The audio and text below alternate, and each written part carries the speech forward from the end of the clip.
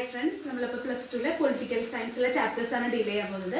First chapter എന്ന് പറയുന്നത് challenges of nation building. ഒരു നേഷൻ ബിൽഡ് ചെയ്യാനായിട്ട് ഉണ്ടായിട്ടുള്ള വെല്ലുവിളികൾ എന്താണെന്നുള്ളതാണ്.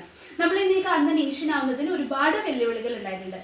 ഫസ്റ്റ് വൺ എന്ന് പറയുന്നത് നേഷൻ ബിൽഡിങ്ങിൽ ഒരു മെയിൻറ്റെയിനിങ് യൂണിറ്റി, ഒരു ഒത്തൊരുമ, എല്ലാവരും പ്രൊവിൻസസ് ആയിട്ടും അങ്ങനെയൊക്കെ ഡിവൈഡ് ചെയ്ത് കിടക്കായിരുന്നു. അപ്പോൾ എന്ത് ചെയ്യണം? നമുക്കൊരു യൂണിറ്റി മെയിൻറ്റെയിൻ ചെയ്യണം, ഒരു നേഷനെ ബിൽഡ് ചെയ്തെടുക്കണം.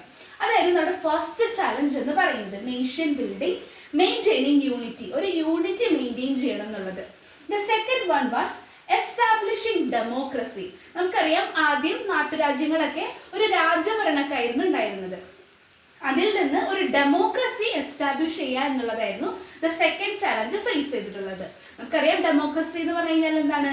Government of the people, for the people, by the people. അപ്പൊ പീപ്പിൾ, ജനങ്ങൾക്കാണ് അവിടെ പ്രാതിനിധ്യം ഉള്ളത്. സോ അവർ ഡെമോക്രസി എസ്റ്റാബ്ലിഷ് ചെയ്യണം based on universal adult franchise. എന്താണ് യൂണിവേഴ്സൽ അഡൽട്ട് ഫ്രാഞ്ചൈസ്?